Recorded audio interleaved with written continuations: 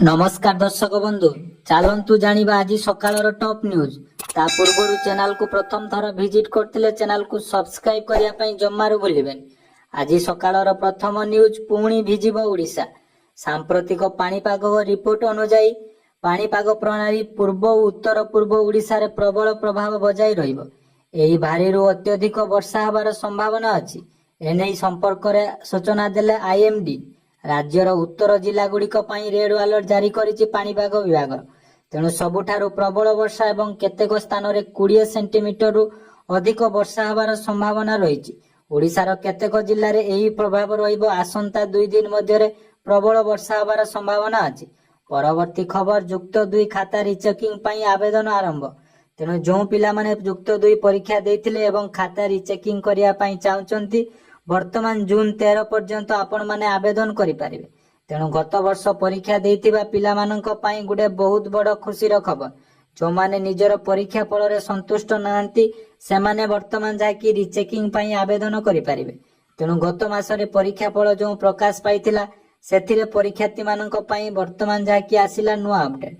तो परवर्ती खबर उपरे नजर पकेइबा। पुणी देश देखिबो कोरोनार कଳାର रूप। आक्रांतक संख्या 2700 पार 7 मृत्यु। सारा देश रे कोरोना आक्रांतक संख्या वृद्धि पाइबारे लागिछि। गत 24 घंटा मध्य पुणी 511 जन संक्रमित चिन्हट होइछन्ति। एहा सह कोरोनार नुआ प्रजाति संक्रमण रे 7 जनकर जीवन मध्य जाइछि। कोरोना संक्रमित राज्य मध्य सबुठारे आगरे रहिछि केरल।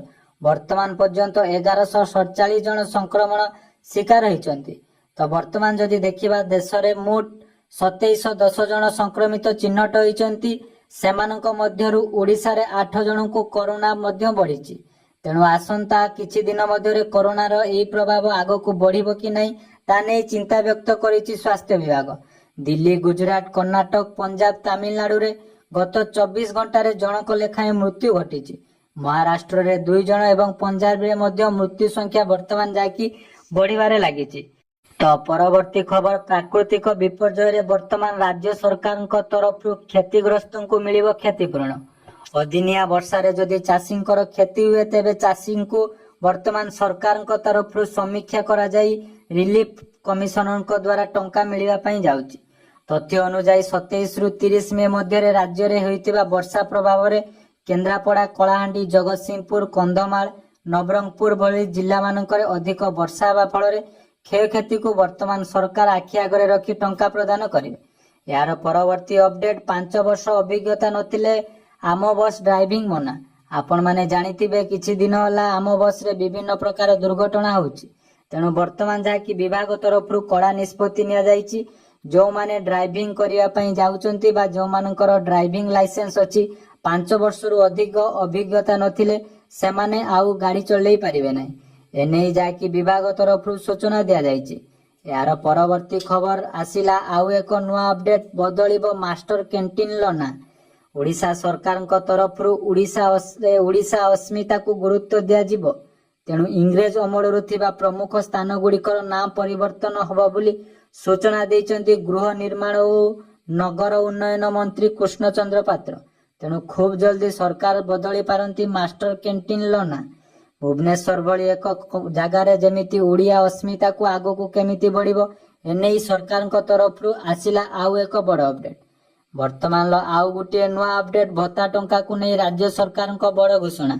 आसंता जून मास ठारू राज्य रे 80 वर्ष रु ऊर्ध्व एवं 80% रु अधिक थिबा भिन्नक्षम माननकु मिलिबो 3500 टंका।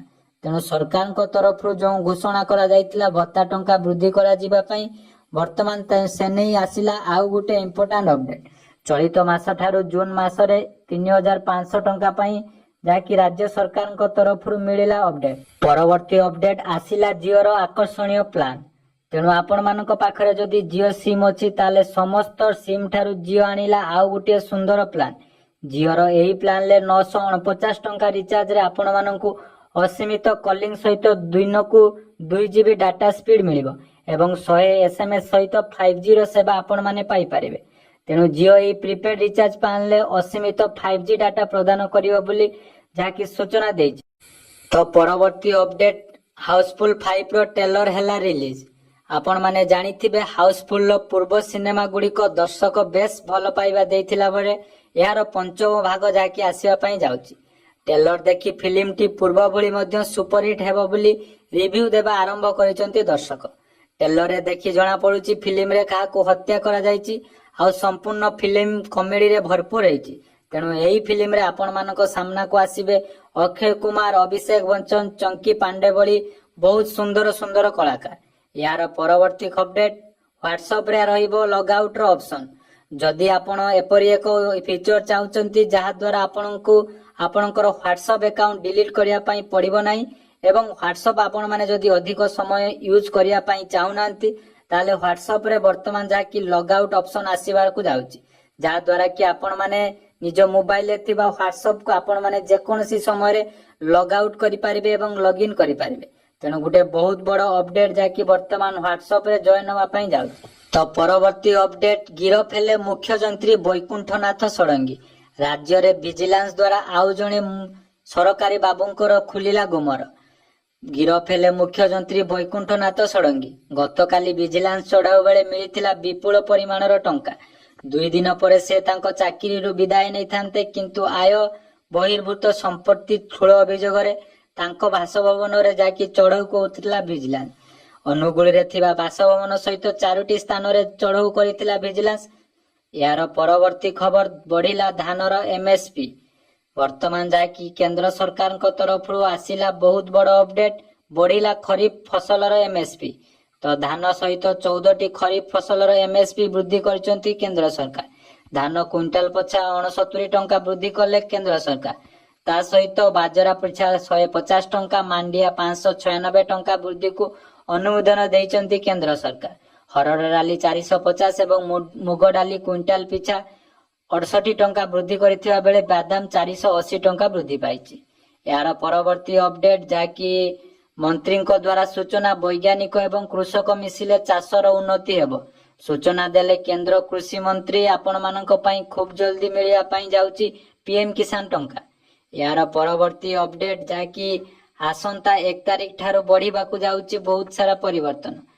1 जून लो आपण मानक पई बहुत सारा नियम रे परिवर्तन हेबो। पीएफ टंका उठेଇବା सहित ईपीएफ रो नूतन संरक्षण आसंता जून 3 तारिख रो कार्य करिवो। या सहित एटीएम रो टंका उठेले मध्ये आपण मानक दबा पई पड़िबो अधिक धरणर टंका। ए वर्तमान जाकि आपण मानक पई आसिला एलपीजी गैस रो नुआ अपडेट। परवर्ती अपडेट देखंतु जाकि रहिछि देश पई गुटे बहुत बड़ अपडेट। विकास रो हार रे जीडीपी डाउन हला। 4 वर्ष रे सर्वनिम्न स्तर को खसिला विकास हार। भारत रो जीडीपी अभिवृद्धि हार 6.5% को ह्रास पाइला। यार परवर्ती अपडेट आज पंजाब सहित भेटिबो मुंबई। आजिर विजेता आसंता 3 तारिख दिन आईपीएल फाइनल खेलिया पई जाउची आरसीबी सहित। तेणु आजिर मैच रे किए जितिबो निहाती आपण माने कमेंट करंतु। आसंता 3 तारिख रे आरसीबी सहित किए फाइनल खेलिबो आपण माने कमेंट करबा को जमारो भूलिबेनी। धन्यवाद।